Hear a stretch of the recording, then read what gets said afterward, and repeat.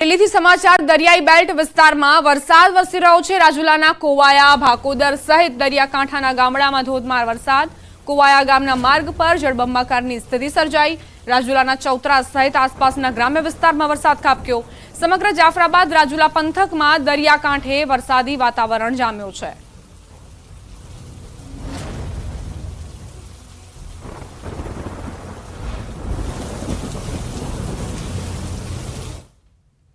અમરેલી જિલ્લામાં વરસાદી માહોલ। જાફરાબાદ શહેરમાં ધોધમાર વરસાદ વરસ્યો। જાફરાબાદની બજારોમાં ચારે તરફ પાણી જ પાણી નજરે પડ્યા। 40 મિનિટ કરતાં વધુ સમયથી વરસાદ વરસ્યો। સતત ધોધમાર વરસાદના કારણે પાણી ભરાઈ ગયા।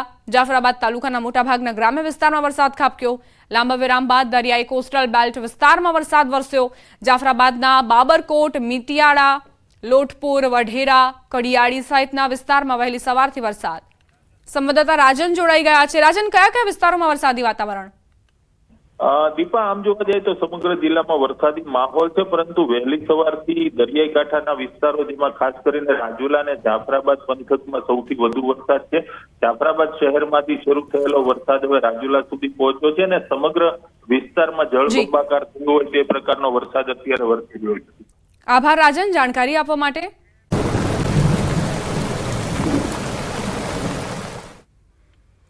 महत्वपूर्ण समाचार प्राप्त થઈ રહ્યા છે। બપોરે 1 વાગ્યા સુધી સાવધાન રહેવાની જરૂર। સમગ્ર ગુજરાતમાં વરસાદની આગાહી કરાઈ છે। રાજ્યના 6 જિલ્લામાં વરસાદનું રેડ એલર્ટ અપાયું છે। 6 જિલ્લામાં અતિ ભારે વરસાદ પડી શકે છે। રાજ્યના 19 જિલ્લામાં ઓરેન્જ એલર્ટ અપાયું। બપોરે 1 વાગ્યા સુધી 8 જિલ્લામાં યલો એલર્ટ, તો ગીર સોમનાથ, અમરેલી, ભાવનગરમાં રેડ એલર્ટ અપાયું છે। પંચમહાલ, દાહોદ, મહીસાગરમાં રેડ એલર્ટ આપવામાં આવ્યું છે। રાજ્યના 6 જિલ્લામાં વરસાદનું રેડ એલર્ટ। 6 જિલ્લામાં અતિ ભારે વરસાદની સંભાવનાઓ। રાજ્યના 19 જિલ્લામાં ઓરેન્જ એલર્ટ આપવામાં આવ્યું છે। એટલે વરસાદી વાતાવરણ રાજ્યભરમાં જોવા મળશે અને 6 જિલ્લાઓને વધારે તકેદારી રાખવાની જરૂર, કારણ કે હવામાન વિભાગે 6 જિલ્લા માટે અતિ ભારે વરસાદની આગાહી કરી છે, જેમાં ગીર સોમનાથ, અમરેલી, ભાવનગર, પંચમહાલ, દાહોદ, મહીસાગરનો સમાવેશ થાય છે। આ 6 જિલ્લા માટે રેડ એલર્ટ આપ્યું છે હવામાન વિભાગે। આ સિવાય અન્ય જિલ્લાઓ માટે ઓરેન્જ એલર્ટની આગાહી કરાઈ છે। 19 જિલ્લાઓને ઓરેન્જ એલર્ટ અપાયું છે। અમદાવાદથી પ્રાપ્ત થઈ રહ્યા છે। ટ્રાફિક પોલીસનો વિરોધ કરાયો। મીઠાખડી 4 રસ્તા પર ટ્રાફિક પોલીસનો વિરોધ થયો। રસ્તા પર બેસી લોકોએ સૂત્રોચ્ચાર કર્યા। રિવરફ્રન્ટ પર થયેલ અકસ્માતને લઈને અકસ્માત સર્જનાર કાર ચાલકની વહેલી તકે ધરપકડ થાય તેવી પરિવારજનોની માંગ। મૃતકના સંબંધીઓએ અકસ્માત કરનાર કાર ચાલકનો નંબર શોધીને વિગતો આપી હોવા છતાં તેને પકડવામાં ન આવતો હોવાના આરોપ સાથે મૃતકના સંબંધીઓ અને તેના પરિચિતો દ્વારા હંગામો કરાયો। બીજી તરફ પોલીસ દ્વારા કહેવામાં આવી રહ્યું છે કે કોણ માલિકની ઓળખ થઈ ગઈ છે, તાત્કાલિક પકડી પાડવા માટે તજવીજ હાથ ધરાઈ છે।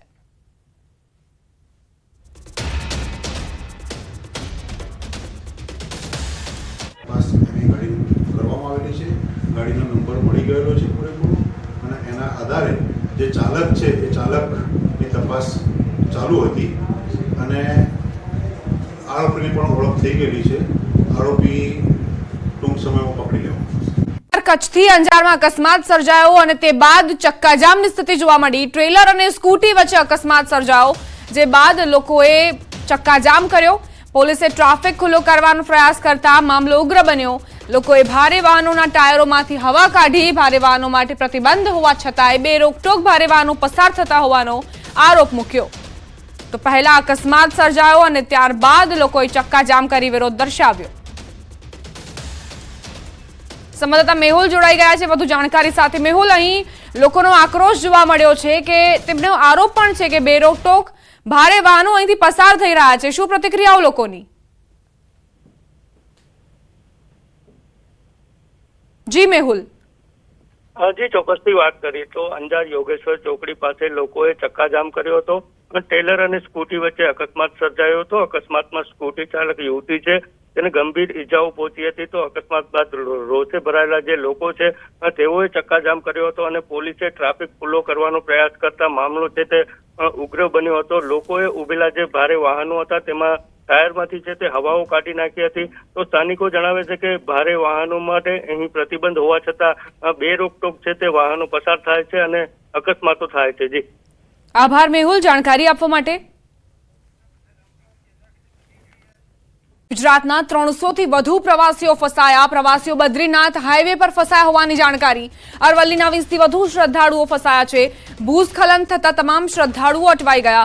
સિંગલ પટ્ટીમાં ખાઈની બાજુમાંથી પસાર થતો રસ્તો, જેના વિડીયો પણ સામે આવ્યા છે. ડુંગરના પથ્થર તોડી તંત્ર દ્વારા રસ્તો ખુલ્લો કરાયો. સ્થાનિક તંત્રએ કલાકોની જહેમત બાદ હાઈવે ખુલ્લો કરાવ્યો. 36 કલાકથી વધુ સમય અટવાયા બાદ વાહન વ્યવહાર ફરી પૂર્વવત કરવામાં આવ્યો છે. તો ગુજરાતના 300 થી વધુ જે પ્રવાસીઓ હતા તેઓ બદ્રીનાથ દર્શને જઈ રહ્યા હતા અને એકાએક દુર્ઘટના બની. ભૂસ્ખલન થતા જ રસ્તો બંધ કરવો પડ્યો. સંવાદદાતા હાર્દિક જોડાઈ ગયા છે વધુ જાણકારી સાથે. હાર્દિક, અત્યારે શું જાણકારી મળી છે? જે પ્રવાસીઓ ફસાયા હતા તેમને બહાર કાઢવા માટે કેવા પ્રકારની કાર્યવાહી કરાઈ છે? હા દીપા, ચોક્કસથી જે પ્રકારે ગુજરાતના 300 થી વધુ પ્રવાસીઓ શ્રદ્ધાળુઓ બદ્રીનાથની યાત્રાએ ગયા છે. 4 ધામની યાત્રાએ ગયા છે. અન્ય ધામની દર્શન કર્યા બાદ તેઓ બદ્રીનાથ તરફ જઈ રહ્યા હતા. દરમિયાનમાં હાઈવે ઉપર તેઓ ફસાયા હતા. લગભગ 36 કલાક ઉપરાંત સમય સુધી તેઓ ફસાયા હતા, કારણ કે જે પ્રકારે ભૂસ્ખલન થયું તેના કારણે હાઈવે બંધ થઈ ગયો હતો અને આ જે વહીવટી તંત્ર દ્વારા જે સ્થાનિક તંત્ર હતું તેમના દ્વારા રસ્તો ખોલવા માટેનો પ્રયાસ કરવામાં આવ્યો હતો. આજુબાજુ એક તરફ ખાઈ અને બીજી તરફ ડુંગર હોવાના કારણે ઉપરથી પડતા જે પથ્થરો હતા તેના કારણે ડરનો માહોલ હતો, કારણ કે પરિવાર સાથે લોકો ત્યાં હતા. તેવા સંજોગોમાં અરવલ્લી જિલ્લાના પણ 20 થી વધુ શ્રદ્ધાળુઓ ત્યાં અટવાયા હતા, જેને લઈને તેમને પણ ભગવાનનો જે પ્રકારે પાર માન્યો છે કે તંત્ર દ્વારા તેમની મદદ કરવામાં આવીને આખરે તે જે સિંગલ પટ્ટી જે રસ્તો છે તેને હવે ખોલી દેવામાં આવ્યો છે. સાબરકાંઠા અરવલ્લીના જે શ્રદ્ધાળુઓ છે તે હવે ભગવાનનો આભાર માની અને દર્શન માટે આગળ જઈ રહ્યા છે. ત્યારે ચોક્કસથી જે પ્રકારે 4 ધામની યાત્રા વચ્ચે અટકાવવામાં આવી હતી, વાતાવરણમાં ત્યાં જે પ્રકારે માહોલ બન્યો હતો તેના કારણે પ્રવાસીઓ ફસાયા હતા. પરંતુ દીપા, હવે સ્થિતિ ખૂબ સારી છે અને જે પ્રવાસીઓ છે તે સુરક્ષિત છે.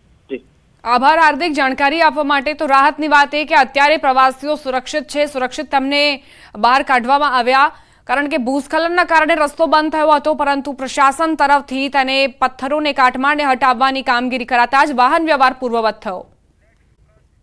સમાચાર પ્રાપ્ત થઈ રહ્યા છે. રાજકોટથી કોલેરાનો વધુ એક કેસ નોંધાયો. 1.5 વર્ષનું બાળક કોલેરા સંક્રમિત થયું છે. એક સપ્તાહ પૂર્વે શહેરમાં કોલેરાનો પ્રથમ કેસ નોંધાયો હતો.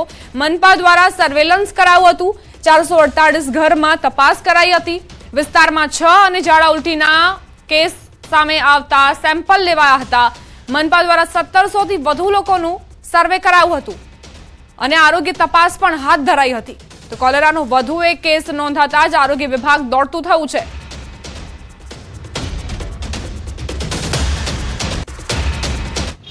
રાજકોટના લોહાનગરમાં જે છે એ કોલેરાના કેસ નોંધાયા છે. ત્યારે હવે આરોગ્ય અધિકારી પણ પહોંચ્યા છે. આપણે એમની સાથે વાત કરીશું. સાહેબ, શું કહેશો? અત્યારે જે છે કેસ નોંધાયા છે, આપ પણ પહોંચ્યા છો.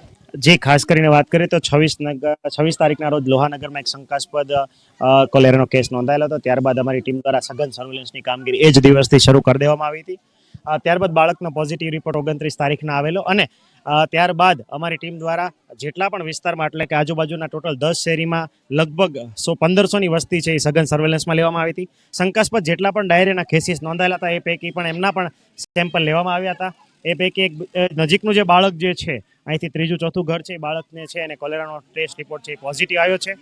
તો એ બાબતે પણ અમારી ટીમ જે છે અત્યારે હાલ સઘન સર્વેલન્સ આ વિસ્તારમાં આદરી રહી છે. આ ઉપરાંત અત્યારે 5 ટીમ દ્વારા ઘરે ઘરે જઈને ક્લોરીન ટેબ્લેટનું વિતરણ છે, ઝાડાના કેસ શોધવા વગેરે કામગીરી છે એ કરી રહી છે. સાથે સાથે લોકોને પાણી ઉકાળીને પીવું અને દૂધ પણ ઉકાળીને પીવાની સૂચના છે આપવામાં આવે છે. લોકો ઓપનમાં, એટલે કે ખુલ્લામાં શૌચ પ્રક્રિયા ના કરે અને ખાસ કરીને બાળકોને પણ ટોયલેટની અંદર જ તે શૌચ પ્રક્રિયા કરે એ માટે માહિતગાર કરવામાં આવી રહી છે. હાલ આજે લોહાનગર વિસ્તાર છે ત્યાં અત્યારે સર્વેલન્સની કામગીરી પણ હાથ ધરવામાં આવી રહી છે.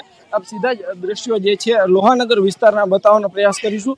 આરોગ્ય વિભાગની ટીમ છે તે પહોંચી છે. ચોક્કસથી ખૂબ જ જે છે બાબત છે આરોગ્યને લઈને તે ગંભીર બાબત કહી શકાય. આરોગ્ય વિભાગની ટીમ દ્વારા અલગ અલગ ઘરોમાં જઈ અને અત્યારે સર્વેલન્સની જે છે કામગીરી કરાઈ રહી છે. પોરાનાશક કામગીરી પણ અત્યારે હાથ ધરવામાં આવી રહી છે.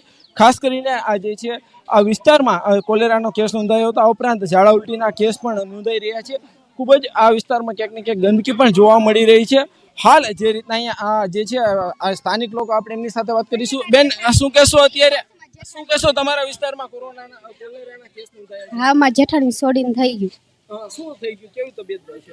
અત્યારે દાખલ કરી છે. આ વિસ્તારમાં બેન ગંદકી બહુ છે. હા, શું છે? હવે કોને ખબર, આ કોઈ વાળતા નથી, છોડતા નથી.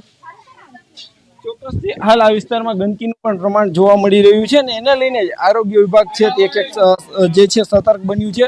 ચોક્કસથી જે થોડા સમય પહેલા રાજકોટ જિલ્લાનું જે ઉપલેટા છે ત્યાં પણ કોલેરાના કેસ નોંધાયા હતા. ત્યારબાદ હવે રાજકોટ શહેરમાં પણ કોલેરાના કેસ નોંધાતા આરોગ્ય વિભાગ છે તે ક્યાંક ને ક્યાંક એલર્ટ બન્યું છે. હાર્દિક જોશી, ન્યૂઝ 18 ગુજરાતી, રાજકોટ.